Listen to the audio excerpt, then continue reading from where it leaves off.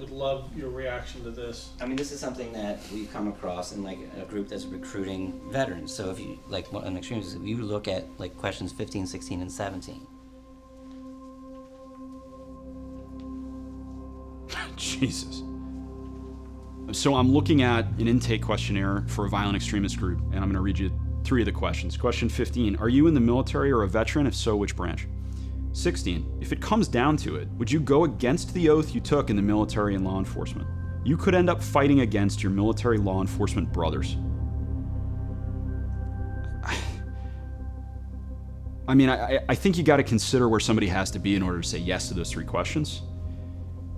And also some of the capabilities and training that some of these individuals bring. There are places in our military where we are trained to start and fuel insurgencies. There are places in our military where we are trained to overthrow governments or work with armed militias in order to do that sort of thing. I'm not saying this to be alarmist, and I don't think we need to be afraid of our veterans. What I do think is that we need to have a solid understanding of how badly this could escalate. We're not at the point where violence is the solution to our problems, but there are a lot of people trying to convince vets and others that we are, and that is a very dangerous thing. Today, domestic terrorism is the greatest terrorist threat facing the United States.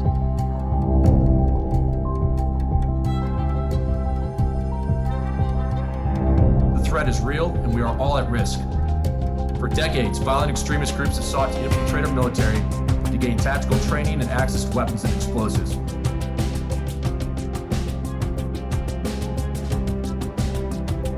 I do believe the oath means something, and I know that I'm going directly against people who think that they also are honoring their oath. I, Stanley Safan, do solemnly swear the Constitution of the United States Against all enemies, foreign and domestic. so help me God. So help me So God. help me God.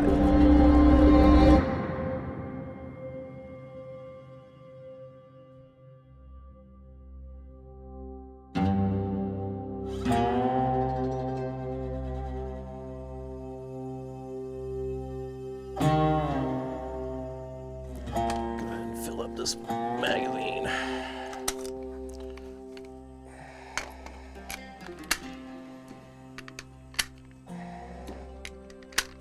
Asked a buddy of mine, I said, hey man, can you get me some ammo?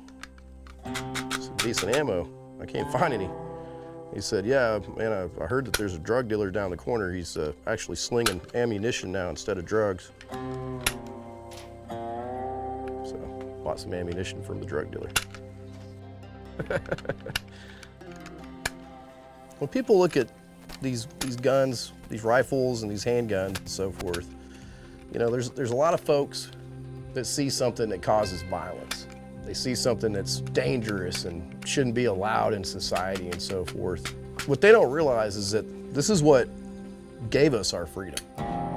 This is what won our independence. This is what protects us from attack.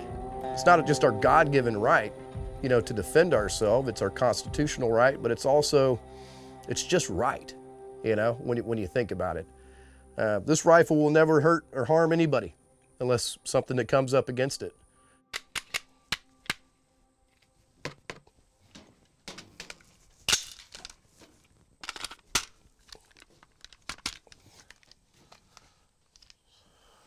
Baby's ready to rock and roll.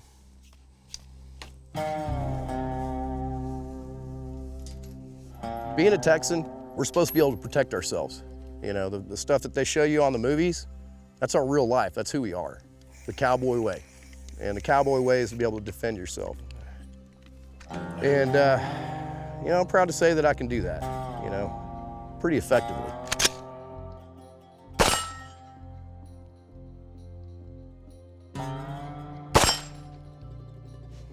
You know, I learned how to ride a horse when I was about 6. The property that we lived at was a lot like this, mesquite trees and so forth.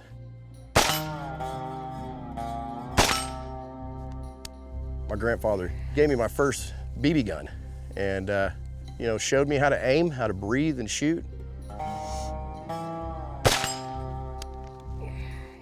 I was taught how to hone into a target and be able to actually execute with whatever tool I'm using.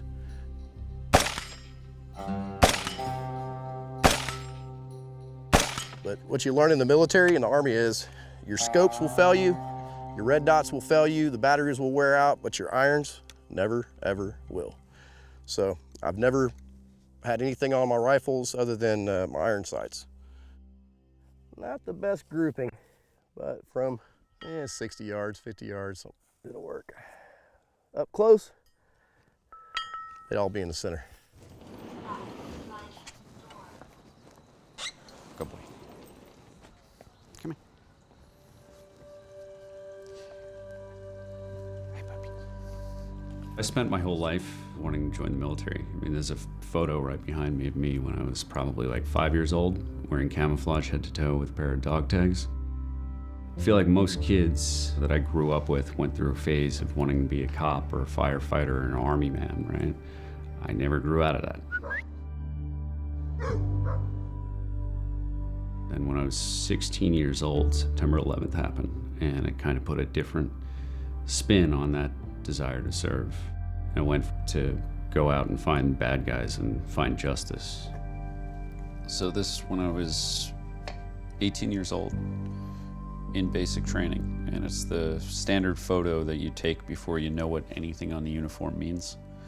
So you notice there's no ribbon, no name tag, anything like that. It's a bare bones uniform. I was wearing a shirt, jacket, and tie that weren't mine. I mean, this is ignorance is bliss right here. That's what this photo is. The historical record is absolutely clear that the aftermath of warfare is a danger point for anti-democratic violence, for racist violence, for activity among Klan and white power groups. There's no question that this is the case. All of us, men, women, people who have served or not, old people, children, everyone becomes more violent in the aftermath of warfare. I think that what we don't know yet is what happens to that phenomenon when we're talking about a 20-year war. My career started as an enlisted soldier. I was Private Crow, and then almost a decade later, it ended as Captain Crow. Over that period, well over 100 combat missions between Iraq and Afghanistan, and of course, felt like I left that part of my life behind me. We will take that duty! We're gonna storm the fucking Capitol! Fuck you fuckers! So on January 6th, I had told all the members of my staff not to come in to the office. I had heard reports of Boogaloo Boys and Proud Boys and others filling flights to come into the Capitol.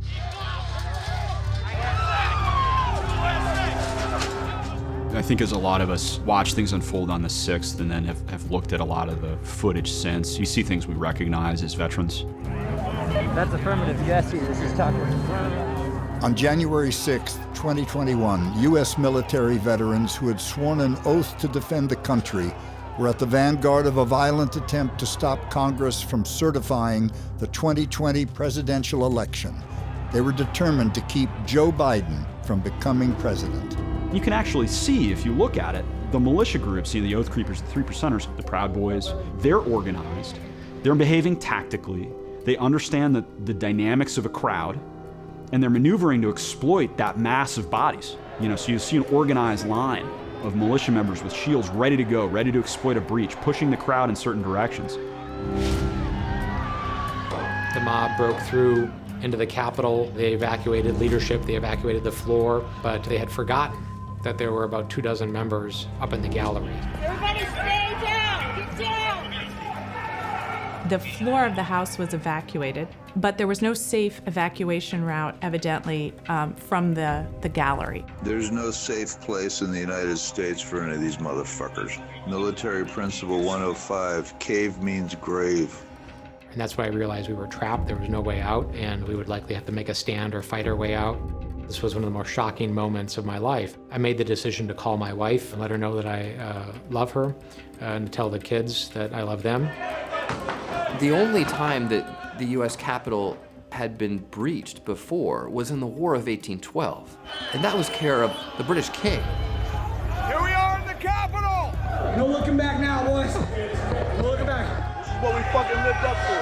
Everything we fucking trained for.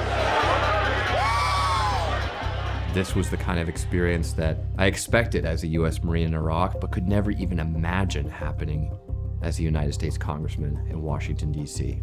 You know, many people have seen the pictures. They had barred the door to the gallery. They were banging on that door and breaking the glass to that door.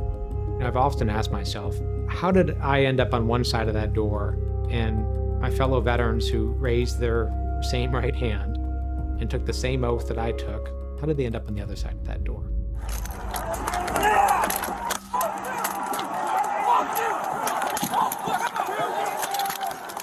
Nearly 150 law enforcement officers were injured in the melee. 5 protesters died, and another 4 police officers later committed suicide. Donald Trump tweeted out a video. He said, "We did a good fucking job." Among those charged in connection with the attack, a disproportionate number are U.S. military veterans.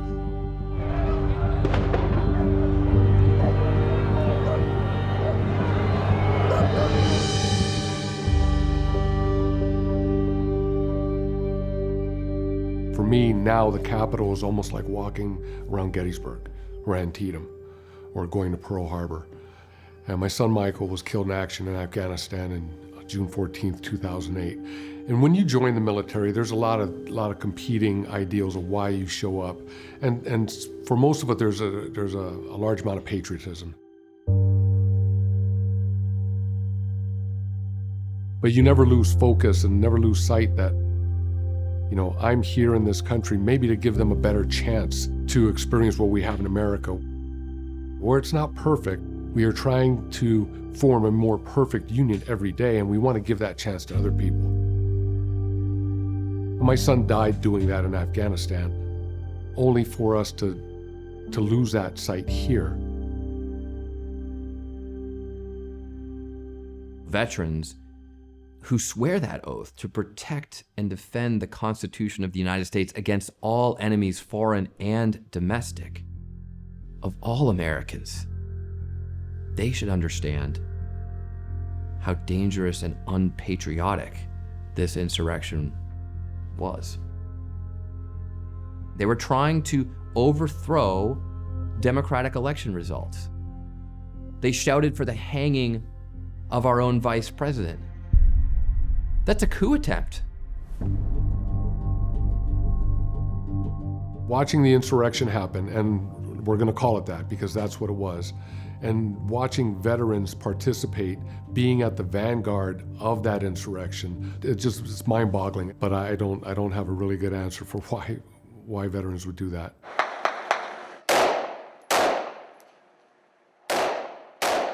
Though I was trained to blow stuff up and run with the infantry, I became this unofficial, on-the-ground intelligence reporter. On May 15, 2005, we got called to respond to a body that was found in a trash dump outside Sadr City. When we got there, we realized that it wasn't a body, it was a bunch of bodies. And I had never experienced anything like it. And now as I was taking photos, close-up photos of these faces of victims of murder and torture, I was looking at their wounds and looking at the packaging tape that was wrapped around their eyes and imagining the terror that they felt. And every time I snap a picture, one of those faces freezes, and the way that it froze on the screen, it froze in my head. But that was just a day of deployment. And I had 6.5 months, 7 months left of Iraq to deal with that. I went in as 11 Bravo to the Army. I scored fairly high, so I went to airborne school, which was going to be my next step of training for Special Forces. And during that time, I ended up getting injured really badly. When I came home, I had spent my entire adult life up to that point, either training for combat or in combat.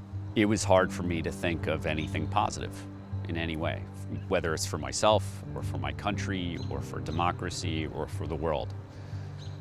I couldn't help but base my beliefs and my feelings on my experiences.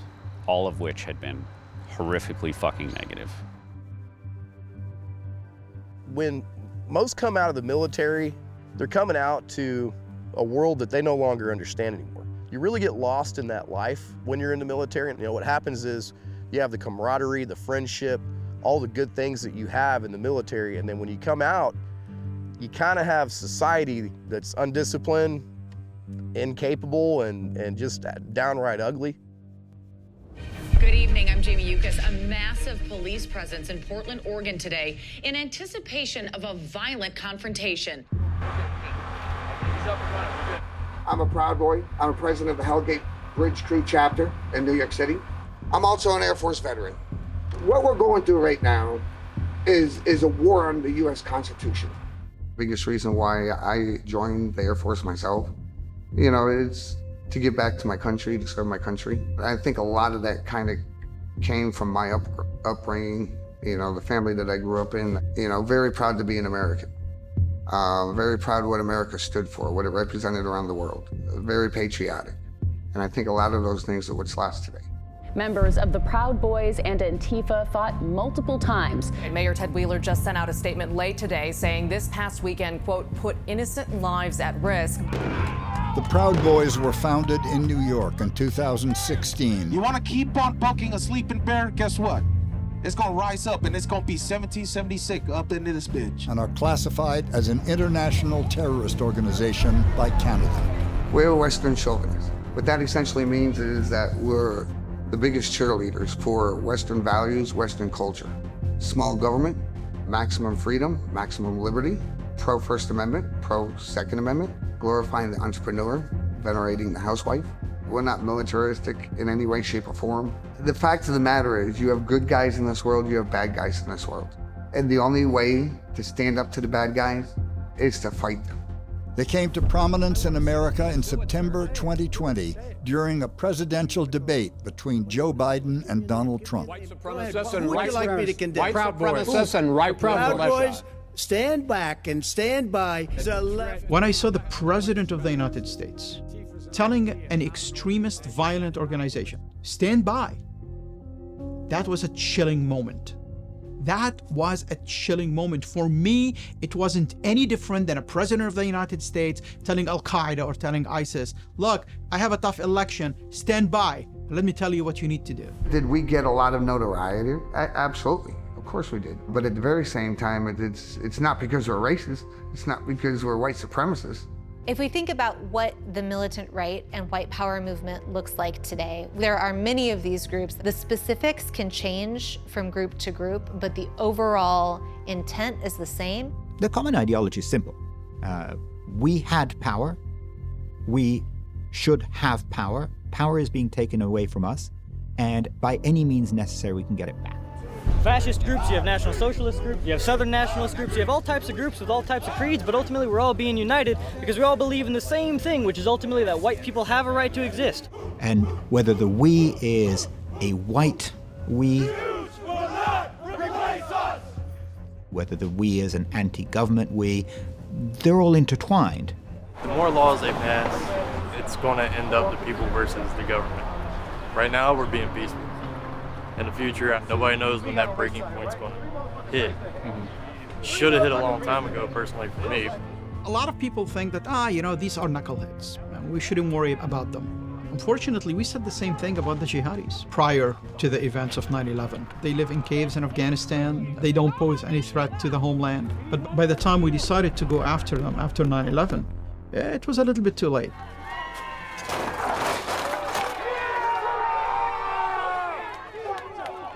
I would like to think that we would draw the attention of people that are from the military, with the military background. And I think it would be true of like the 3%ers or the Oath Keepers. The one thread that kind of combines all of our groups is the U.S. Constitution, our respect for it.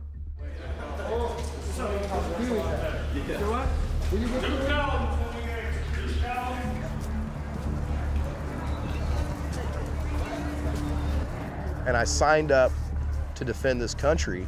I was essentially joining the 3%ers already. The oath of enlistment is the exact oath of a 3%er. I do solemnly swear. I do so solemnly swear defend the Constitution. I will support and defend the Constitution of the United States. Of the United States. Against all enemies. Against all enemies. Foreign and domestic. Foreign and domestic. In Atlanta, I met up with 3% SF and some of the other brothers out there, and everybody was upset about the election. You know, I mean, basically we're looking at a criminal that has become our president illegitimately. Joe Biden has already harmed this country. His son has already harmed this country. We know for a fact that that family is a criminal family. The situation we're in is a situation of treason. The punishment for treason is death. In America, you have the right to be an asshole. You have the right to have the most pathetic views in the world. I don't have to agree with you. You don't have to agree with me, but that is a right protected by the First Amendment. I think when we talk about violent extremist groups, we're talking about individuals that go beyond the narrative to violence. People who are planning to attack the US government because it's an evil empire. People who are trying to, kill Jews or kill immigrants or kill black people just based on their race or on their religion. When you move away from the narrative, as ugly as that narrative is, to carry out violence based on that narrative, to recruit individuals to carry out violence based on that narrative, then you're a violent extremist. Then you're frankly a terrorist. Get out! Get out! Get out! Get your ass back! We used to talk about IEDs, improvised explosive devices in Iraq, and they were incredibly lethal. And what we learned as we tried to stop this was that the problem was not the bomb itself. The problem, you had to go left of the boom. You had to go upstream to the problem and look at where the problem is coming from. Where's the energy? January 6th now, a militia group had stashes of guns on the outskirts of D.C. ready to go on that fateful day during the insurrection. That's just one of the alarming allegations from the Justice Department today after the feds charged the leader, Stewart Rhodes, and several members of the right-wing group, the Oath Keepers, with seditious conspiracy. Stewart Rhodes is a former Army paratrooper with a law degree from Yale. In 2009, he founded the Oath Keepers, a shadowy organization that recruited law enforcement officers, active duty military, and veterans. Their mission was to supposedly defend the U.S. Constitution, but it quickly devolved into an armed militia dedicated to overthrowing the U.S. government. The founders told us in their wisdom that we must be the militia. You will not be secure, you will not be free without it.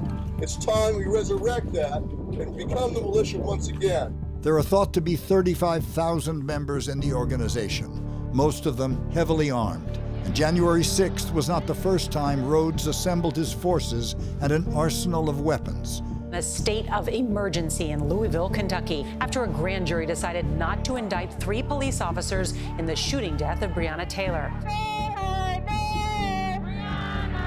Late this afternoon, protesters clashed with police.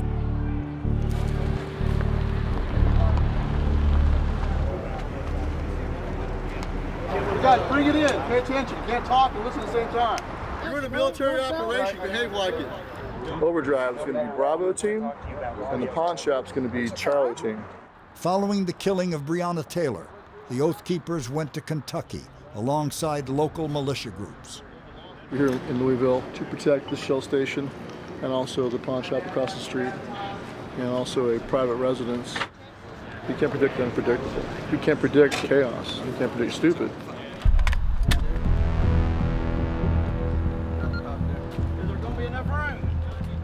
My main message is you got to get ready and prepare yourselves and your communities for what we see coming, where I think it's unavoidable now. You got too many brainwashed Americans who have been brainwashed by communist professors and teachers to hate their own country.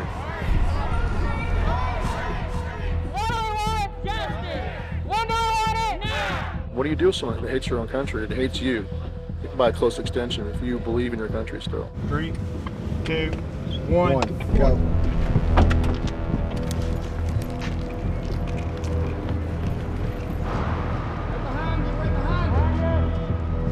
like we're in a foreign country doing a stability operation against an insurgency. One of our guys up there is SF, Special Forces vet. And we have another one that's a retired staff sergeant, SF. I'm not surprised that extremist organizations try to recruit veterans for the credibility that we bring, but also for our commitment. And that commitment takes a lot of forms. I mean, veterans are people in our society who in many ways have said, I will do whatever is necessary to preserve what I believe in, to preserve the baseline values and the baseline existence of my society, up to and including violence. Put a scope on them, take a peek at them, see what they got. That's the same kind of shit that they've been doing their whole career. You know, now they're doing it here inside the United States. It's kind of a weird feeling. I had two Purple Hearts already in the Bronze Star. They said, David, the only way we'll call you back in is if the shit's gonna hit the fan. I came home to visit my mom in Crestwood, Kentucky. Was taking a shower. She come pounding on the door early in the morning. She's pointing at TV about the time second airplane hit. It was 9/11. Well, 3 weeks later, I was getting my shots. Our group was the second group to enter Afghanistan. Hell yeah, man. It's so enticing.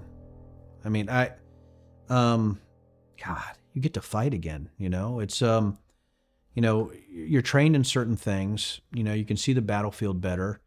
If you believe the country's under attack, you have a certain set of skills that maybe you were trained with that you can, you know, help the group around you, right? You're a force multiplier. The quintessential examples of a force multiplier are Special Forces, Army Green Berets, you know, these 12-man A-teams that actually go behind enemy lines and train up to a battalion, you know, up to 600 or 700 local indigenous forces on combat skills. Certainly, I think that's one of the reasons why some of these extremist groups are recruiting these individuals very deliberately into their movements. They're fucking coming. You need to lock and loaded, ready to go. Hey guys, everybody spread out, get eyes open, get a good perimeter.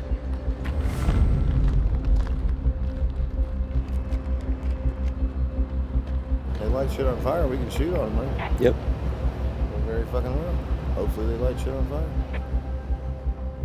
When I was 21 and severely damaged from a war that I had been lied into and that my friends were dying for, when a guy like Stuart Rhodes comes along with a Yale law degree and they see the eye patch, they don't know that he shot himself at a range, but they assume he's a combat wounded vet and says like, hey, you can support and defend the Constitution of the United States standing with us, and just, you know, repeats the words of the Second Amendment. That's all it took for me to be like, okay, you know, you've got the pedigree, you've got the background, so why should I challenge that? You know, I have no basis in experience or education to challenge it.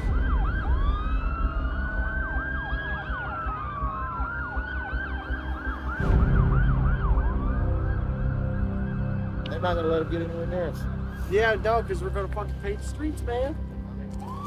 The challenge with having veterans directly involved is twofold.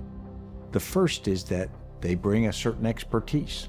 They might bring in organizational skills or military skills that can make a movement more dangerous. All right, form up, let's go.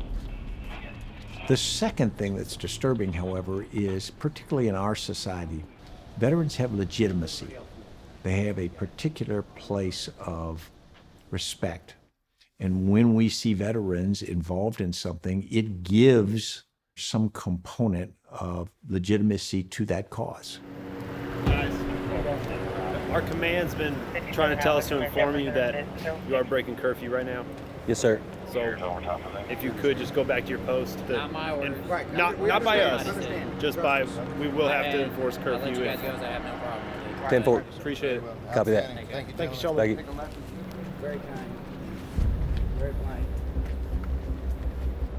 Veterans have a kind of social cachet that provides cover for a lot of the extremist activity that these groups are trying to do. So if you turn out to a protest with a bunch of people in uniform, much like if you turn out with a bunch of women, you have a different kind of reception than if you turn out wearing, say, swastikas and hoods and robes. So when we think about this is along the lines of something like choosing to come out in polo shirts and khakis, or choosing to come out in funny Hawaiian shirts as part of Boogaloo.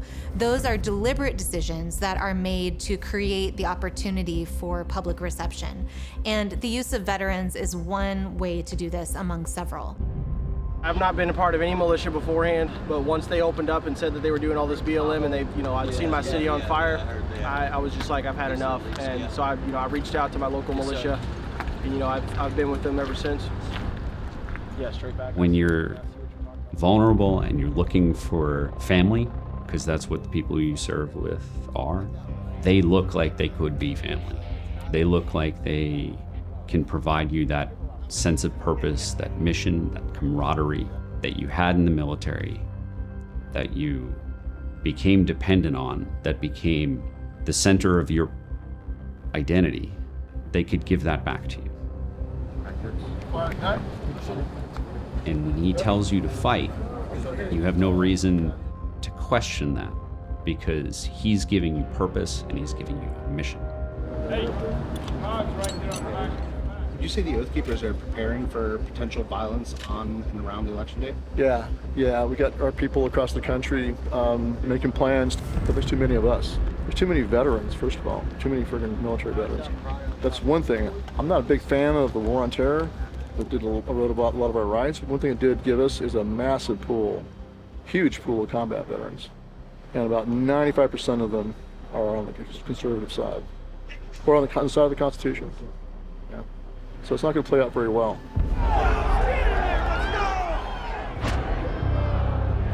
And so when I look at January 6th, of course there were people who did violence and climbed gates and caused trouble.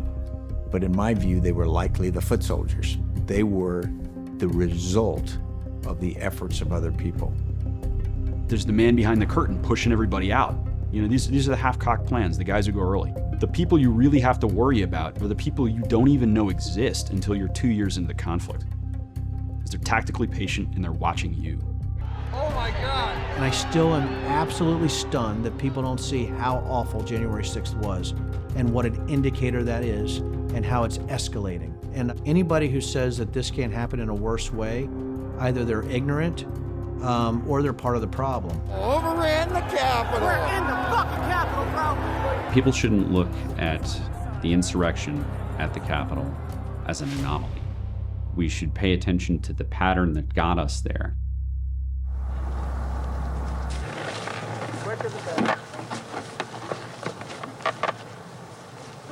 In the name of Jesus Christ, we light this cross, and his light dispels darkness, so may his word and his example dispel the heathen from our midst. Amen. Amen.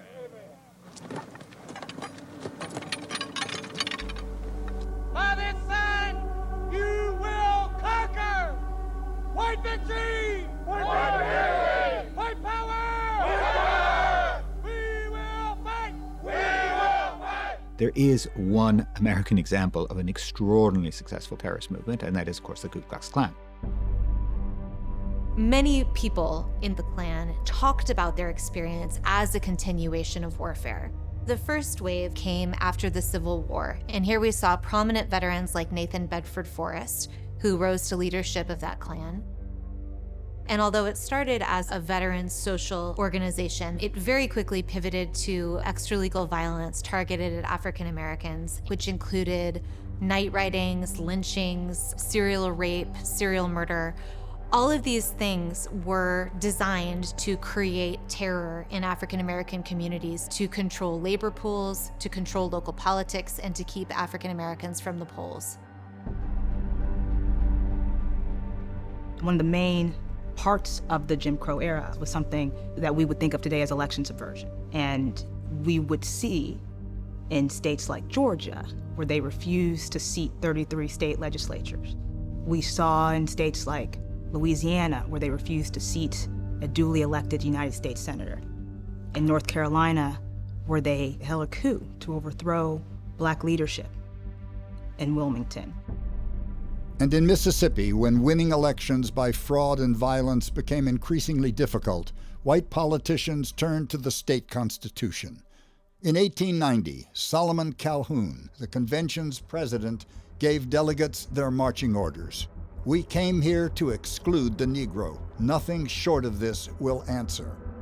The poll tax and literacy tests that were written into Mississippi law were so effective at keeping blacks from voting that Calhoun's strategy became a model for the rest of the South, staying in place for almost another century. The Klan managed to keep African Americans from voting for 100 years. That is an astonishing political success, and it happened because the Klan was politically powerful, really well connected, largely in the Democratic Party, not just in the South, and was able to establish itself as a counterpower that would stop the emergence of new voters, and whether those voters were blacks or indeed Catholics, who they didn't see as genuinely American. The next and most politically effective wave of KKK activity came after World War I.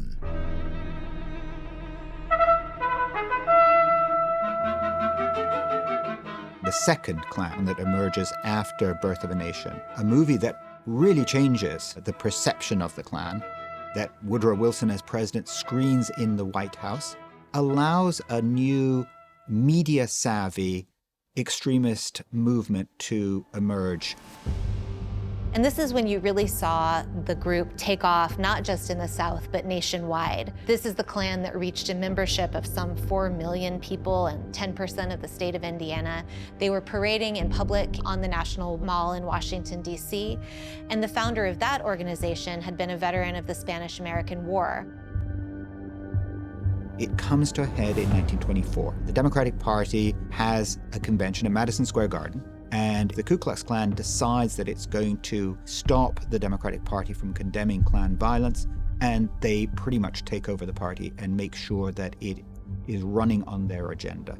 Now, if you want the optimistic story, 4 years later the Democratic Party changes. If you want the pessimistic story, a major political party gets co-opted and taken over by a violent insurrectionist terrorist movement. The KKK's grip on the Democratic Party soon ended, but nearly 100 years later, attempts to subvert free and fair elections have not. You rigged my fucking election, you fucking piece of shit. We're gonna try you, and we're gonna hang you. We're talking about 50 and 60-year-old ladies that've just been working elections their whole life, or respected leaders on both sides that are being inundated with some of the worst types of threats that you can imagine. You and your family will be killed very slowly. The death threats came by text to Tricia Raffensperger, wife of Georgia's Secretary of State, as Trump attacked him incessantly for standing by the election results in Georgia. He's an enemy of the people. Intimidation is a form of voter suppression and goes hand in hand with election subversion, both in our history and today. They're trying to rig an election, and we can't let that happen. I hope you're all going to be poll watchers. The entire poll watching program for the Trump campaign was called Army for Trump. We need every able-bodied man, woman to join Army for Trump's election security operation. The underlying narrative, the messages that were pushed were one of, we need to go protect and stop fraud from coming into our elections. It was a very militaristic campaign. To increase its operational effectiveness, Trump's army enlisted groups like True the Vote, which had many veterans within its ranks. As a veteran, we're sworn to support and defend the Constitution. My brothers and I were willing to shed our blood on the battlefield to protect the beliefs of the Iraqi people so they can vote. So I'm asking you as Americans to take involvement in this vote. The idea that military service entitles you to talk about protecting the Constitution is a real problem because it gives a level of justification these groups do not deserve and have not earned. If you have any information about ballot harvesting in your state, go to True the Vote. It's called truethevote.org. And I'm sure a lot of people in this audience saw plenty. If there's always this underlying belief that people are trying to game this system in an unfair way, then regardless of the intent of the people that are brought into that system, that default will always be there to police that vote. And we know that that's going to have a disproportionate impact on communities of color. We're trying to build an army here that will have the confidence and courage to come down in here in these areas where we really need poll workers. This is where the fraud is occurring. You know, those areas that he was pointing out, there are no allegations of any sort of voter fraud or shenanigans taking place there in 2020 at all. The only thing that's known is that Black and brown people vote heavily in those areas. Harris County, like the rest of the United States, has seen its percentage of white residents decrease dramatically. 50 years ago, white Americans made up more than 80% of the U.S. population. By 2044, they will be in the minority. The demographic change of the United States away from being a white majority country towards a multiracial nation and a multicultural nation is what moves it from simply, aha, my community is becoming multiracial and our politics will change because of this, to we have to stop this because if people can vote and exercise their rights, the white majority will be imperiled. And everywhere I turn, I have been hearing from my constituents. They are deeply worried. They know their history. They are witnessing what is happening to our democracy in real time.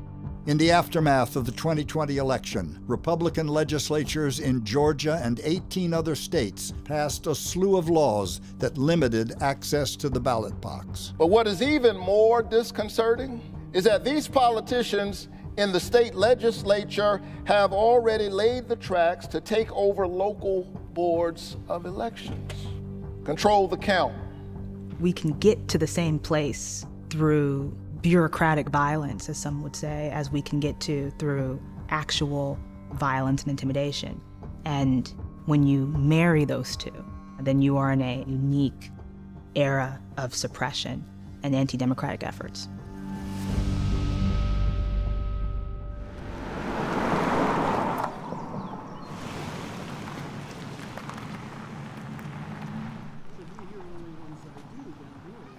Heavenly Father, we thank you for this wonderful gathering of people that's come this afternoon, Lord, to celebrate this grassroots campaign of keeping America great. We know that there's groups today that have brought havoc to our great cities across America. This militant Marxist groups, Lord, that would destroy us from being a greatness. I pray against them, Holy Spirit, in Jesus' name. And everybody said a big old amen. Amen. You, joyful warriors and patriots, have watched as your tyrannical governments have separated you from your churches, from your schools, from your prosperity, right? From your families, from your businesses. But now you can fight back, because that's what we do. We fight back. All right, listen up. How many veterans I got in here? Let me hear you shout. They're trying to make us a socialist country.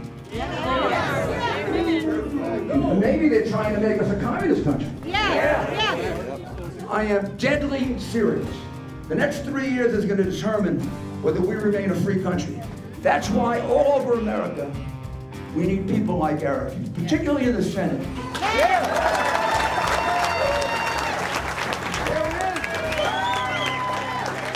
Giuliani, he hasn't stopped fighting.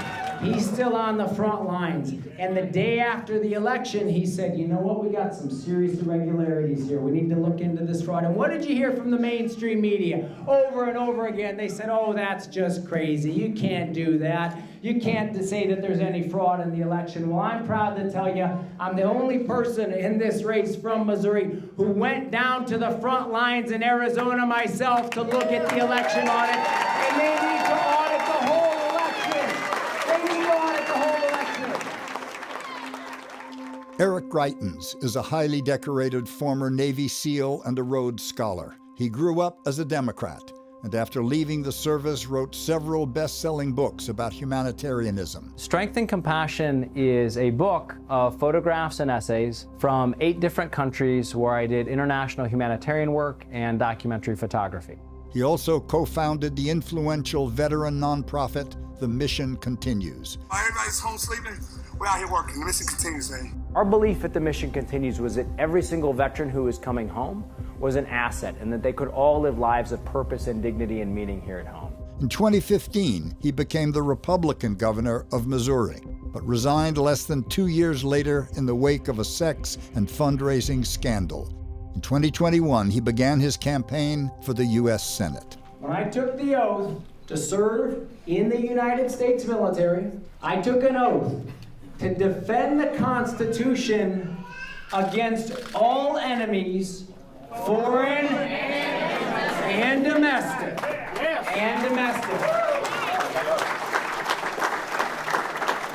And folks, let's be clear.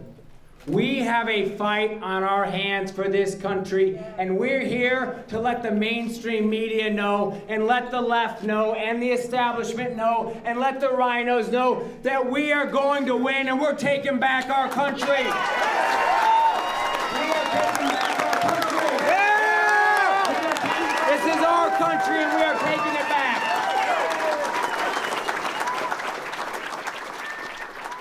There's a cadre of Iraq and Afghanistan era veterans who were trained in elite military units, who went to elite schools. A+, we're with you all the way. Who know better, and over the last few years have seen Trump's rise to power, and rather than be disgusted by it because it goes against all of our values, they don't live by those values. And you went from high school to the Marines? Yeah, the great thing about the Marine Corps is that they really force you to shape up. I like to describe it as a 4-year character education, because they teach you not just, how to iron in a uniform, but they teach you about financial management. They teach you how to make your bed. They teach you a lot of the skill sets that you need to be a successful adult. J.D. Vance is a former Marine. Like Stuart Rhodes, he graduated from Yale Law School. And like Eric Greitens, he's a best-selling author who was once a darling of the New York Times. Are there commonalities between poor whites, poor blacks, poor Latinos? Absolutely. There are things that are shared across different groups. And I think that we should take some inspiration from it, some recognition that we are sort of in this together. In 2016, he called Donald Trump an idiot. I'm a never Trump guy. I never liked him. And suggested that he could be an American Hitler. But 4 years later, he changed his tune when he launched his campaign for Ohio's Senate seat. I wasn't always nice, but the simple fact is he's the best president of my lifetime, and he revealed the corruption in this country like nobody else. J.D. Vance a few years ago, I think a lot of people across political spectrum had a lot of respect for him. But now we see him pretending to be an idiot. Are you a racist? Do you hate Mexicans? I think it's ridiculous that we're focused on this border in Ukraine.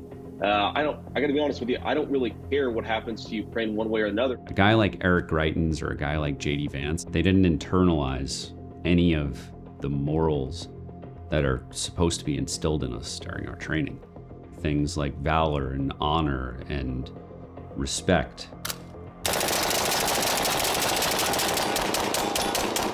Striking fear in the hearts of liberals everywhere, folks.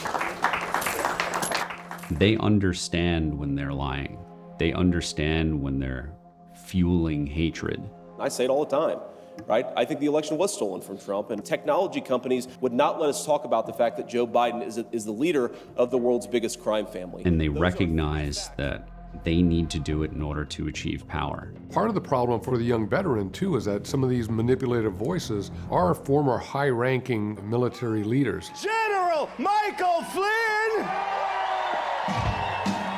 Yeah! So when you hear somebody who held sway over you when you were in uniform, and now they're out and they're still commanding that respect, that has just such a strong purpose. Trump won. He won.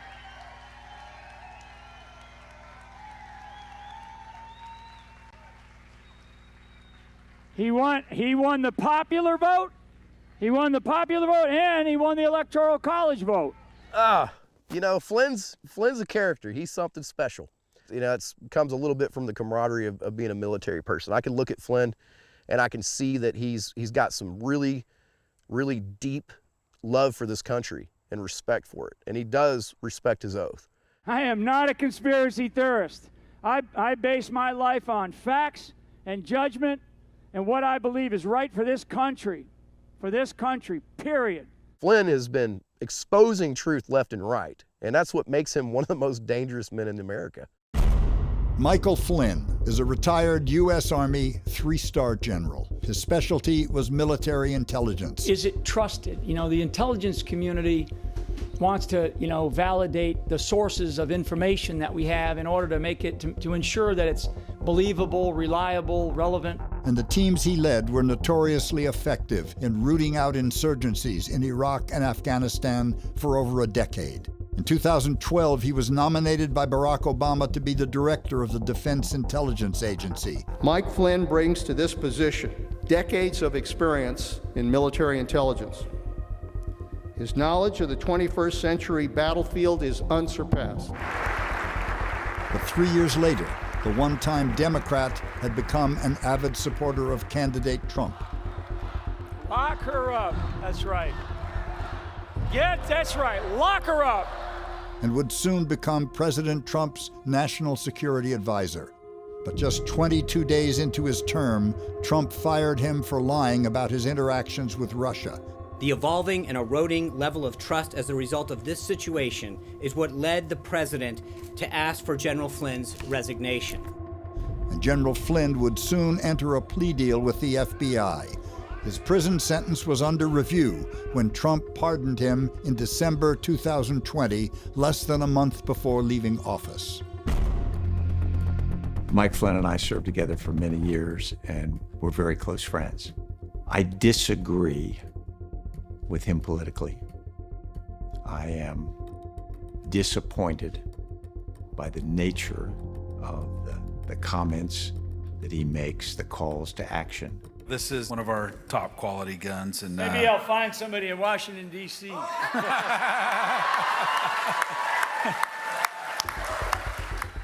Disgraced former General Michael Flynn, convicted felon. He uses general like it's his first name. I'm his Facebook friend. His Facebook name is Gen Flynn. On Telegram, he's General Flynn. He's using his rank as part of his identity. And he has adopted the radical fascist politics of MAGA and of QAnon. Where we go one, we go all. Where we go one, we go all. God bless America. To build himself up as a leader for an insurgency against the people of the United States. This country is awake. This is soil that we have fought over, and we will fight for in the future. He could take military capabilities and he could place them in those states and basically rerun an election in each of those states. Clearly his military experience influences some people to give him legitimacy that he might not otherwise have. I'm a simple Marine. I want to know why what happened in Myanmar can't happen here. No reason. I mean, it should happen here. No reason. Right? That's right. Flynn's apparent endorsement of a military coup is not the only time the former military intelligence officer has planted ideas about the illegitimacy of the federal government and its partners in crime. Well, he doesn't need any introduction on this Friday, January 28th broadcast. He's General Flynn, and of course, an embattled individual in the fight for this republic. All these global organizations, they see themselves as, this is how we can control societies. This is how we can control humanity. So let's introduce something called COVID, and they did it for a couple of reasons. One of the big reasons was to steal an election. They have an intent to have a new world order. They have an intent to track every single one of us, and they use it under the skin. They use a means by which it's under the skin. Dr. Fauci would be right in there in the same room with people like Dr. Mengele and Dr. Zell, who worked for the Nazis at the time of all of Hitler's experimentation on human beings. The reality is, as you learn the ability to lead, whether it's military or not, you learn the ability to get people to do stuff. And that's just what he's doing. We are in a crucible moment in the history of the United States of America. We're fighting with faith, we're fighting with courage, and nothing can resist the power of prayer. He perverts this military experience, this religious experience to evoke this kind of feeling of a higher purpose. The oppression that they have used with this virus is an abomination to freedom. There is no righteousness on their side. The Lord is not on their side. He is on ours. That's right. We will not go silently into the night. We will fight. We are making our lists, and we are checking them twice, and we are finding out who is the enemy of America. People that are creating the oppression in this country, the people that are involved with tearing down our freedoms, our liberties, and the value of what we hold dear in this country need to be placed on lists. People like Dr. Fauci that have constantly in his life caused death, destruction, illness, and horrible things. They have to be put on these lists. They have to be put out of our society altogether and never be trusted again. Now, if someone ends up attacking these people that have been found to be an enemy of the United States and they're criminals, I'm not going to shed a tear about it. Come in. Good boy. When I left the military, I was a hardcore Republican. I was a libertarian, like a lot of people in the military. I was looking at, like, I can't even call them documentaries, but these YouTube videos, like this movie Zeitgeist. You had better wake up and understand that there are people who are guiding your life and you don't even know it. Now that I study extremism, I recognize it's filled with anti-Semitic tropes. The theme of the movie, without explicitly saying it, is that Jewish people are out there controlling the banks, and the banks are the reasons why we go into wars, so therefore the Jews are responsible for my friends dying, right? That's the connection that it's trying to make. The ultimate goal is to get everybody in this world chipped with the RFID chip, and have all money be on those chips and everything on those chips. And if anybody wants to protest what we do or violate what we want, we just turn off that chip. I just absorbed this propaganda and fell for it, fell into it. You know, I was watching Alex Jones before anyone knew what his name was. I mean, now they're openly bragging it's world government and they run it. Tucker Carlson was back on MSNBC, and Glenn Beck. It's all connected. These people down here are radicals. And all of these concepts started to fit together and feed this narrative, this idea that I had felt but couldn't put words to for so long, that I was the victim not just of circumstance, but of some sort of nefarious group of powerful individuals who were manipulating all of us, and that everyone was just acting as puppets, you know, what people now call the deep state. But we were awake. And it was our job to wake everybody else up. Who's a patriot? Video.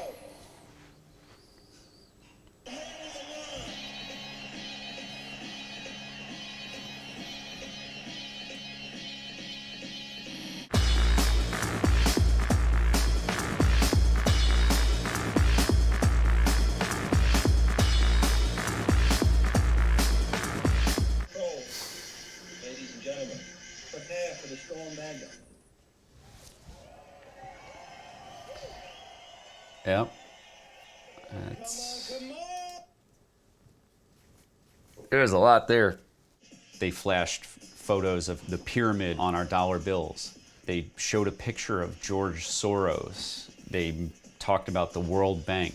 Everything's incorporated. These are all things that I didn't understand when I was watching my propaganda videos back in 2007, 2008. But man, I mean, it's like they just took notes off of the shit that had me all confused and crazy back then. And the second thing was my family. These groups have always operated on a playbook of using the prevailing social context to mobilize people, recruit, and radicalize. The 20s Klan was anti-Black and anti-Jewish. but it was also anti-Mexican near the border, anti-labor in the Pacific Northwest, anti-immigrant in the Northeast where there were a lot of immigrants. What it did was figure out what the prevailing social tensions were in a given community and use those to recruit people for its own purposes.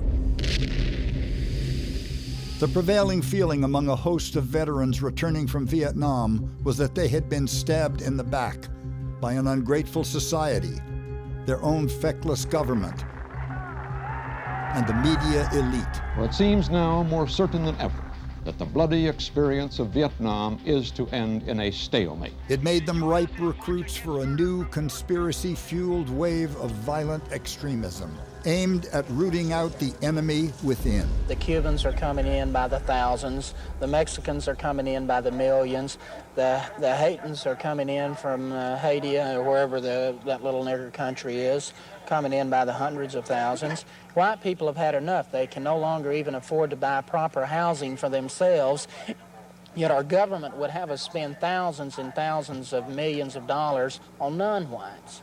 They've had enough. One of the key figures in the white power movement after the Vietnam War, and one of the architects of its move to cell-style terrorism, to using the early internet, and to a number of other major changes that fueled its rise, is a veteran named Louis Beam. The only thing that's important tonight is, will America be white 100 years from tonight?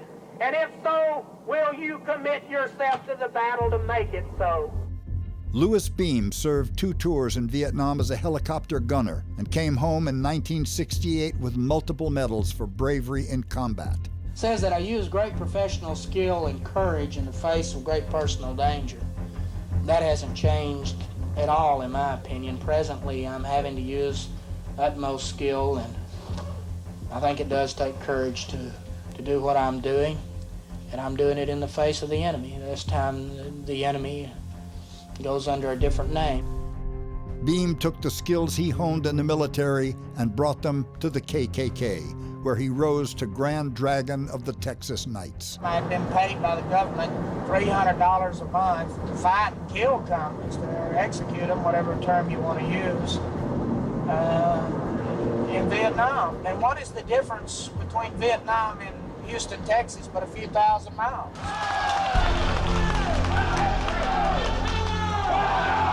One of the reasons that Beam rose so quickly in these organizations is that he told a story about warfare and trauma that a lot of other people were mobilized by, including people who didn't serve.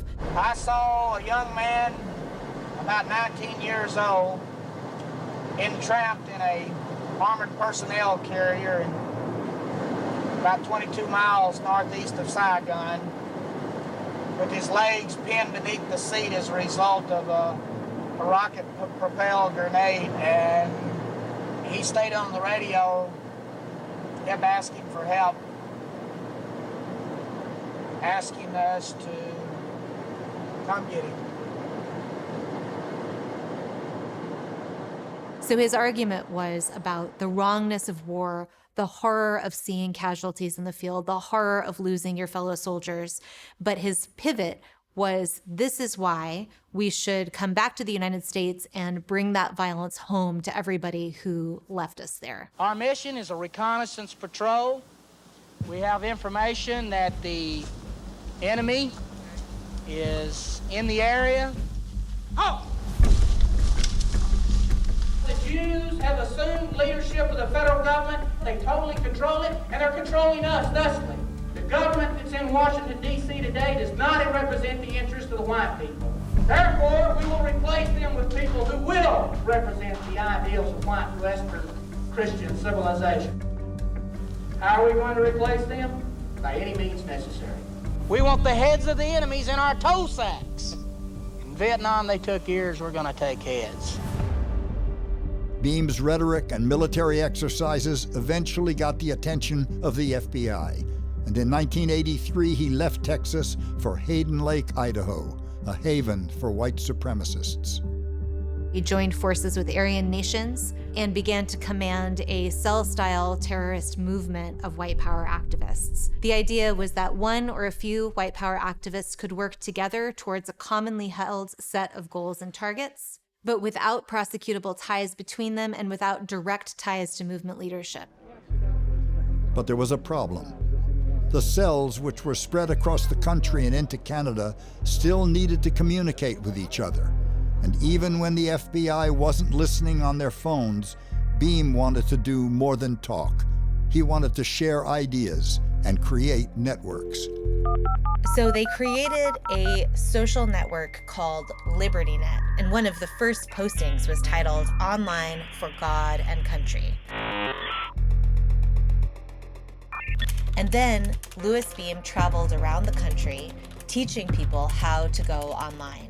These message boards included assassination lists and ideological content and who you should hate and why, but they also included social network content like personal ads. And this was in 1984-85, way before most people think about far-right online activism, decades before Facebook. Can't beat that with a stick. Using this early form of the internet, Klansmen, skinheads, neo-Nazis, and other extremist groups banded together to commit a series of heinous robberies, bombings, and murders across the country. And since we're all racist, since we're all the radical right, and that's a crime in America, when you have to do the time, don't regret the crime. We'll be at the forefront of the fight. Doing what? Hopefully smashing the skulls of communists, or executing race traitors, or shooting on sight anybody we don't think is white. We have to get our government back. That's what it's all about. All these so-called subversive groups are nothing but patriotic citizens trying to do just that. By 1985, the Department of Justice came to believe that the network of white power cells behind these crimes represented a serious threat to national security. Louis Beam has been charged with seditious conspiracy along with 13 other individuals. Mr. Beam, did you plan to overthrow the government? What else is a country boy gonna do on Saturday night when the only drugstore in town's closed? But the trial was a disaster for the government. A stunning verdict this afternoon in the trial of 13 white supremacists. Among charges they faced, conspiracy to overthrow the government of the United States. The verdicts from the all-white jury came on the fourth day of deliberations. Beam and his co-defendants were acquitted on all charges. The humiliating outcome led the DOJ to focus their attention on individual criminals and abandon investigations of the white power movement as a domestic terrorist threat. The catastrophic legacy of leaderless resistance has been that we as a public have lost sight of this movement. We don't have any domestic terrorism legislation. We don't have domestic terrorism laws. For example, the number one tool FBI agents and prosecutors use to disrupt terrorist attacks in the United States is material support. Material support is basically a charge to levy on individuals who are helping a terrorist organization or a violent organization. Unfortunately, we don't have that when it comes to domestic terrorist organizations. The problem with this situation is when you don't have domestic terrorism laws, you need an act to happen. You need a hot body in order to start an investigation. And usually you can charge that individual with hate crime or with other charges, but you cannot charge them with terrorism. You cannot go after the whole network. Holy cow. About a third of the building has been blown away. It's just devastating. Get him back! A massive car bomb exploded outside of a large federal building in downtown Oklahoma City, shattering that building, killing children, killing federal employees, military men, and civilians. Even Timothy McVeigh, he blew up a whole federal building, and prosecutors could not charge him or his associates with terrorism. The bombing of Oklahoma City in 1995 was the largest deliberate mass casualty event on American soil between Pearl Harbor and 9/11. But most people still don't understand what that event was and what it meant. The indictment charges that Timothy McVeigh and Terry Nichols, former Army buddies with a grudge against the government, planned the bombing, selected the... McVeigh and Nichols met each other through their service. They trained together at Fort Riley, Kansas, before McVeigh deployed to the Gulf as part of Big Red 1 infantry unit in Iraq. There, he seems to have experienced some amount of traumatic combat before their return home. after washing out of special forces. He was really angry, and we see at that moment his deepening involvement in radical white power activity, ranging from McVeigh's connection to the Michigan militia. The federal government itself is the child of the armed citizen. We, the people, are the parent of the child we call government. In short, the federal government needs a good spanking to make it behave. His contact and attempted contact with groups like the Arizona Patriots and the National Alliance, and his written belief in white power principles that were published in his hometown newspaper. McVeigh used his military training to help carry out the Oklahoma City bombing. And in a letter to a friend, he invoked his military oath to justify it. I have sworn to uphold and defend the Constitution against all enemies, foreign and domestic, and I will. Blood will flow in the streets. Good versus evil. Free men versus socialist wannabe slaves. Pray it's not your blood, my friend. The other key component here was his use of the Turner Diaries. At gun shows, Timothy McVeigh would hand out copies of the Turner Diaries, a dystopian novel that details how to topple the U.S. government. The fictional revolutionaries start by blowing up a federal building and then proceed to exterminate their political enemies, including all Jews, blacks, and Latinos. The Turner Diaries became enormously important to this movement, not because it's a good book, but because it provides the imaginative answer to a really important question, which is how can a tiny group of people, a small fringe movement, do what they're setting out to do in this period, which is to overthrow the most militarized superstate in world history. In 1997, McVeigh was convicted of murdering 168 people using a weapon of mass destruction and blowing up a federal building. No domestic terrorism charges were brought, however, because he and Nichols were thought to have acted alone. Just imagine if Timothy McVeigh's name was Muhammad. We will look at that terrorism threat in a very different length. First of all, we will look at it as a terrorist threat. We will go after McVeigh. We will go after all the people who are helping him or who are assisting him. We will keep the investigation going in order to get the whole network. And when you are very limited with the tools you are using, these groups will take benefits from it. These are not lone wolves. These are people who are united by ideology, by social ties, by a selection of targets. These are all part of the same movement, and this is really what we're seeing continuing into our present day moment. Tonight, the plot to kidnap a governor, foiled by the FBI.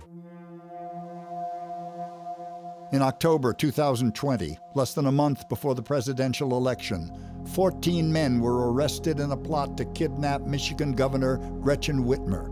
Their plans included storming the state capitol, using zip ties to take hostages, and conducting a trial that would result in a public hanging of the governor. The suspects were all members of the Wolverine Watchmen, a paramilitary group commanded by a former Marine that had ties to the Michigan militia. Prosecutors contend that they wanted to kidnap her to try to ignite another American civil war before the 2020 election in hopes of disrupting it and perhaps keeping Joe Biden from becoming president. But federal prosecutors could not charge any of the conspirators with material support. And despite having a mountain of evidence laid out against them at trial, the group's leader, Adam Fox, telling the informant he was inspired by Oklahoma City bombing terrorist Timothy McVeigh, telling the informant, if we can't have our world, they can't have theirs, burning it down. Like Lewis Beam before them. If we can't have this country, nobody gets it. That clear? There'll be total ashes everywhere. None of the defendants were convicted on federal charges. The goals of this insurgency in Michigan were to take over the state house and then to kidnap and execute the governor. The goal of the insurgency on January 6th was to overturn the results of a democratic election. So if we see this as part of a movement, it's to stop the American people being able to choose their own leaders. An insurgency is all about seizing control of a government, not through winning an election, not through democratic processes, not through persuasion, but through violence. It's a form of war. USA! USA! USA! Fucking coward, traitor, bitch! If you look at January 6th, what we're looking at is really the collision of three different streams of activity. One is the organized white power movement that is coming off of decades, if not generations, of organizing, armament, training, and ideological content. They want to know what the orange has to stand for. Fucking Proud Boy. Another is QAnon, which is newer, more radical, works very fast. Where we go one, we go all. And the final one, the biggest one, is simply the Trump base. We want Trump! We want Trump! We want Trump! We want Trump! It's clear to me that what you had was a concerted effort by a number of different organizers. Do you want your house back? Take it! To take these various groups together and focus their energies into create a critical mass. And that's not new.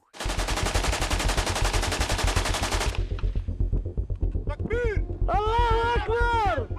والله لتهزمن أمريكا في العراق بسلاحها بعون الله تعالى. الله أكبر! الله أكبر! In Iraq, when Al-Qaeda in Iraq emerged, it really came led by a guy named Abu Musab al-Zarqawi. He traveled around the country, had a charisma to him, and he portrayed this, hey, I'm not your normal political leader. We are going to show the kind of commitment that real men would do. And Al-Qaeda in Iraq, which was very extreme ideologically, started to be joined by people who weren't natural bedfellows. People go, finally, someone who's not going to put up with the crap. Someone who's going to take the law into their own hands and is going to get us what we deserve because we have been exploited by the elites of the region. I think Abu Musab al-Zarqawi and Donald Trump both understand that you can inflame those passions. It is where the leader takes those frustrations that becomes potentially disastrous. Grievance narratives are made up. They're constructed narratives, but they are used by demagogues because they work. And if you have a political party that is organized around grievance, around a sense of loss and a sense of threat, you have the basis for the ideology that will promote violence. We gather together in the heart of our nation's capital for one very, very basic and simple reason: to save our democracy. We're going to walk down to the Capitol, and we're going to cheer on our brave senators and congressmen and women. And we're probably not going to be cheering so much for some of them, because you'll never take back our country with weakness. You have to show strength, and you have to be strong. DC is a motherfucking war zone. Let's go! This is what we came for, yeah! The siege of the Capitol on January 6th did not overturn the results of the 2020 election. But that's not the only measure by which the actions of that day are being judged. There's footage of Proud Boys directing journalists to read the Turner Diaries. Read the Turner Diaries. On January 6th, the Turner Diaries was structuring a lot of sort of the imaginative, performative action of that day. The noose hung outside the Capitol refers to events in the Turner Diaries called the Day of the Rope, which is the hanging of race traitors, which include politicians,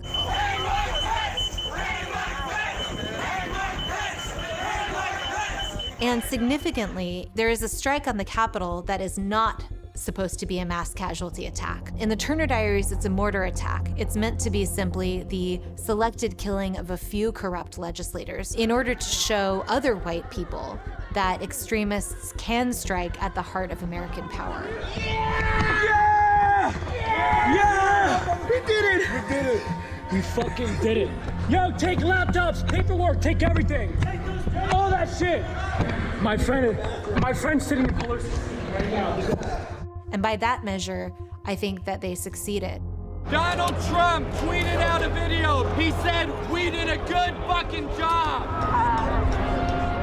January 6th was a huge success for them. January 6th inspired so many people, not only here in the United States, but even in Europe, that violence is the way to change the government, is the way to change that establishments in the Western world that they consider corrupt, they consider evil, they consider that these governments are nothing but tools to the Jews or to whatever conspiracy they believe in.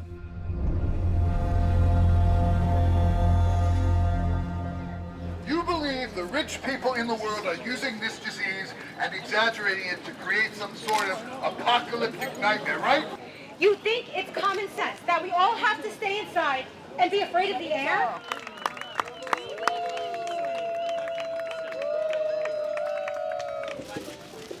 You look at January 6th.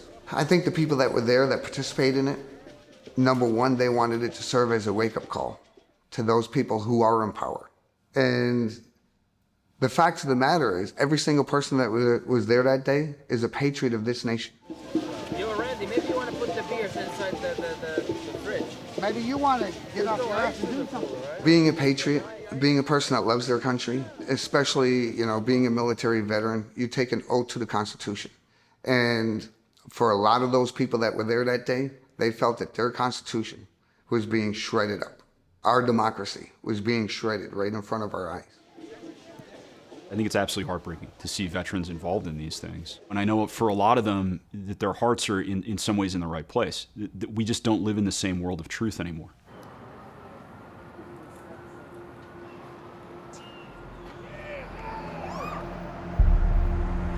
The people in D.C., they were Americans, yeah, and they were patriots. They only broke laws because the D.C. police didn't do their job. Okay. That's it. People died because they didn't do their job. So they broke into the Capitol because D.C. police didn't do their job. The D.C. police. They didn't break into anything. They let them in. Not only did they let them in, it's paid for by tax dollars. It's their fucking property. Sure. Easy with the F-bomb. Sorry. This is the lethal danger of the big election lie, right? This is a conspiracy theory that says the very heart of American political life, the very heart of our democracy has been destroyed and taken from us, which leaves us what recourse? Do I believe the election was stolen? Absolutely, without a doubt. There's no way in hell Joe Biden was elected. 81 million votes for Joe Biden? I don't think so. We're in a situation right now where, we can't trust our elections anymore. We know that. So what really is scary is that what will the people do? What will the average American do when they finally wake up to the reality of all this? And the answer to that is, we don't know. We have no idea what the American people will do. This no longer is a constitutional republic, and we are going to fight to bring our constitutional republic back again. We've had violent domestic extremist organizations for a long time, but I think what makes this moment particularly dangerous, there are a couple of things. The first one is the fact that it's able to ride on a wave of conspiracy thinking and general distrust that's happening because of social media technologies. It's happening because of the way we've structured our society on the internet that gives them the sheer numbers of people that they could never dream of bringing to bear on their own. Everybody's got to put their shoulder to the wheel. We need participation 24/7. We need you to be a force multiplier. As a soldier and as a general, as a retired general, we have an army of digital soldiers. If you can do command and control over social media, and you're fighting against evil, and you're on the side of God, and you're on the side of the United States in your oath, it's a very attractive proposition. The sad part is you're using all those skills and that goodness and that purity of heart that you think is actually absolute unadulterated bullshit. The second major difference is you have political cover from the very top. The only way we're going to lose this election is if the election is rigged. Remember that. January 6th was the culmination of 2 months of a propagation of a big lie and of conspiracy theories by the President of the United States. 2/3 of House Republicans go along with Trump and vote to overturn the electors on the evening of January 6th. We, a United States Senator and members of the House of Representatives, object to the counting of the electoral votes of the state of Pennsylvania. Madam Speaker, I rise to support the objection. Madam Speaker, I rise to support the objection. Madam Speaker, I rise to support the objection. Madam Chair, I vigorously support this objection, and I ask you... In a vote that has always been thought to be ceremonial and ministerial, where you accept the Electoral College results, which were in no serious way contested. I mean, that's almost as astounding as what happened in terms of the insurrection. How can so many people believe that it was unfair? It was because their president said it was unfair. Their senator said it was unfair. Their member of Congress said it was unfair. A full audit is absolutely necessary. We should get injunctions if necessary. And normally those are people that the electorate can have faith in. I rise for myself and 60 of my colleagues to object to the counting of the electoral ballots from Arizona. Is the objection in writing and signed by a senator? Yes, it is. It is. But it is not just the big lie that appears to have captured much of the Republican Party. Congressman Denver Riggleman lost his party's nomination over the weekend. The first-term congressman was ousted by former Liberty University employee Bob Good. Getting run out of the Republican Party was really interesting. I believe I was the first one that was affected by Q conspiracy theories when I didn't even know it. I had conducted a same-sex wedding in summer of 2019. Two guys who'd worked for me or volunteered. And then I started hearing these weird things. I'm funded by George Soros. I'm a secret Jew. I'm a secret Dem. I'm trying to change the sexual orientation of children. I'm a tool of the Antichrist. And I'm hearing all this. I'm like, sounds like New World Order crazy stuff. You know, the old anti-Semitic tropes. You had better wake up and understand that there are... Then I started doing my own research, and I'm pretty good at it. And I saw some of the same patterns that you saw with foreign terrorists, you know, and when you chased ISIS or Al-Qaeda or IED resupply from Iraq into Iran, you know, I've seen some things. And what I saw was that people were using language in the open that I thought we would never see as Americans. My 2 decades of intelligence, warfighting, and counterterrorism experience, coupled with serving in the 116th Congress, is why I will not allow conspiracy peddlers to hijack our ability to conduct reasonable policy discussions for the betterment of all Americans. I was pretty much drummed out and censured for following the law and trying to save this country. And I don't think I'm overstating that. If one of our two parties is committed to an Orwellian whitewashing of history. If you didn't know the TV footage was a video from January the 6th, you would actually think it was a normal tourist visit. Is committed to propagating or at least not quarreling with a big lie. The big lie is a lot of bullshit. That's what it is. Is committed to not quarreling much with conspiracy theories, is committed to purging those Republicans at the state and local level and at the national level who want to fight back against the lies and the conspiracy theories. That's a big deal. War is literally the continuation of politics by other violent means. Our military forces are the part of our society that carries out that peace. Then we come home. And the question is, do we have a political system that functions? Or are we at a point where our own politics, the politics inside our own communities, the politics inside our own country, can only be continued through other means? And we got to be very careful, because if you think you have support from the highest levels of government, why aren't you fighting for your country? Aren't you already sort of sworn in to do this? The issue is that the people that we are identifying as extremists, they're identifying as patriots or freedom fighters. And that is, it almost sounds like I'm talking about terrorism right now.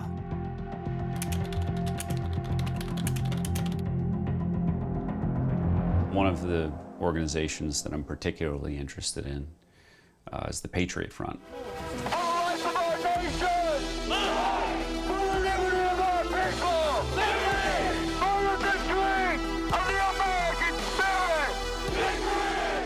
They're producing what they refer to as propaganda. They're studying books on fascism because they believe democracy has failed. And their vision for the future is a dominant white race that has captured the Republican Party and has defeated their political opponents by violence or by exclusion. These guys showed up in Philadelphia on the 4th of July, 2021, and assaulted a bunch of people.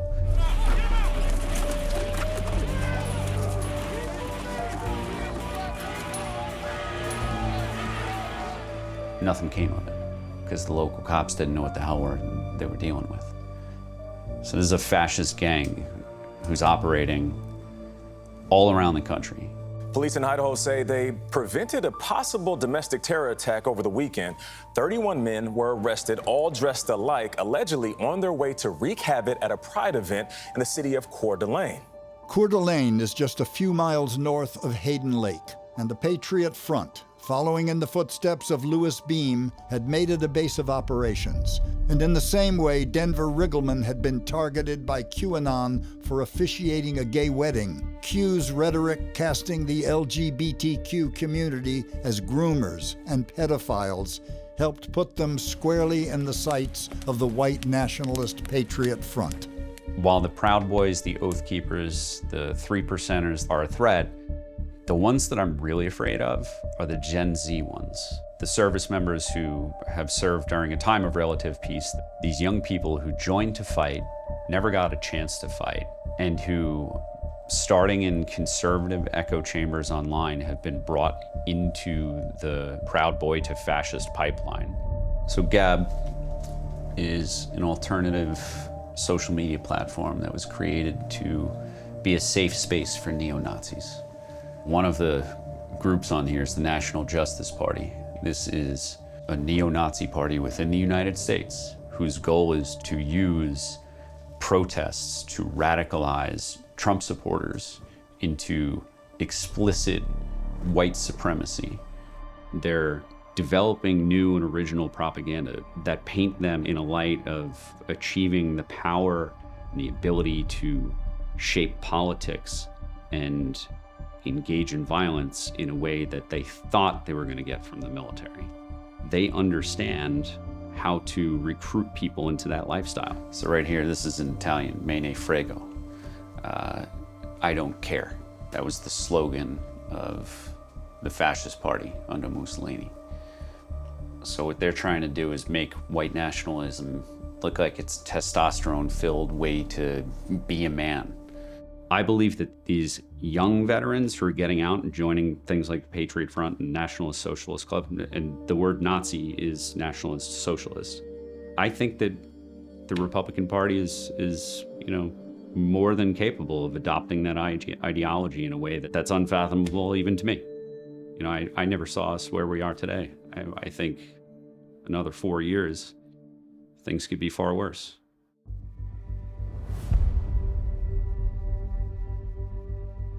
I think the worst case scenario is probably worse than most of us want to imagine. I could see a civil war. Because this is the same movement we've been dealing with this whole time, it's reasonable to assume that what we can see is only about half of the activity, that there is an underground that is mounting violent action, training in camps, trying to accumulate weapons, and preparing for violence. When you talk about civil war or specific sectors of the country that could go kinetic, just go to these areas where you see the first big far-left protests when Republicans take back the House.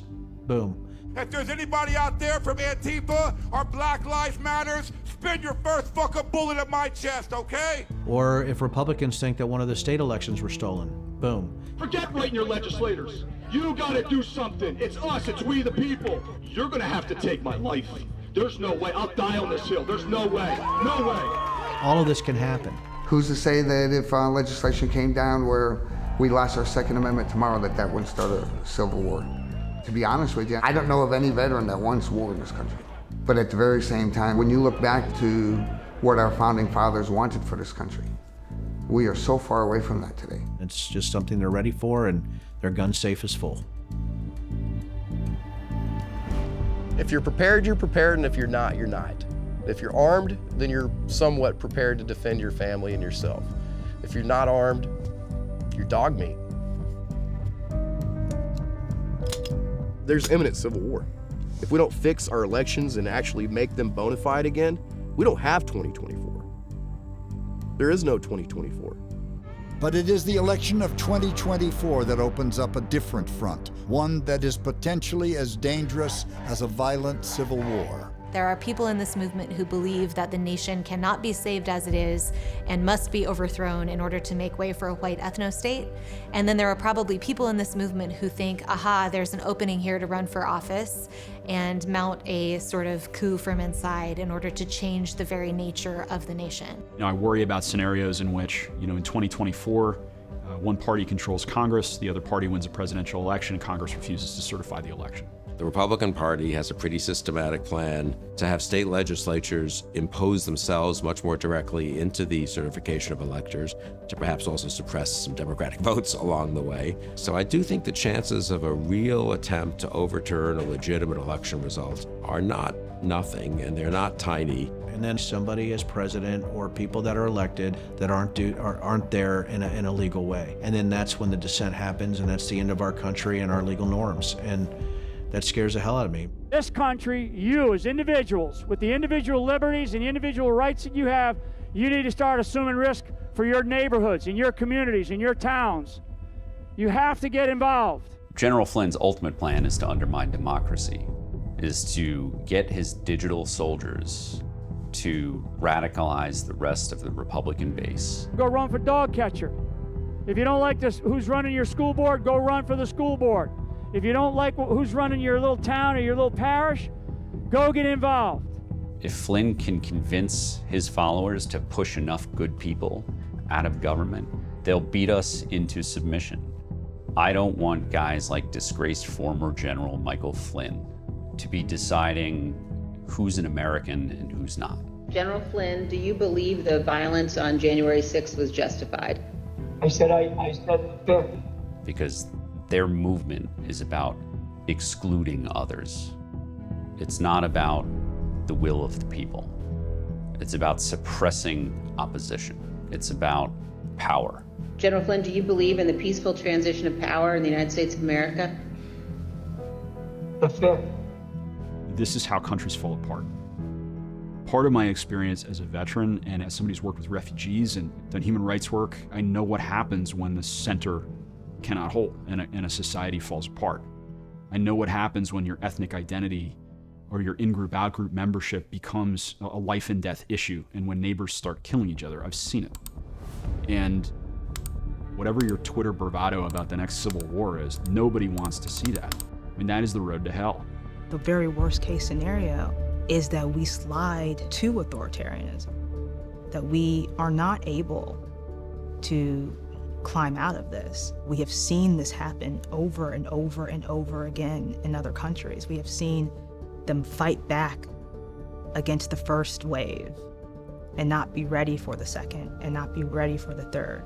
This is going to take a long time, and it's going to take everything we have to make sure that our democracy is still standing at the end of it. I hope that people are fucking scared, because being scared motivates people. And I want you to be scared by what's true, and I want you to look at evidence, I want you to think critically, and do everything within your power and within the confines of the law to make sure that we don't live in that dystopian future that could just be a few years away.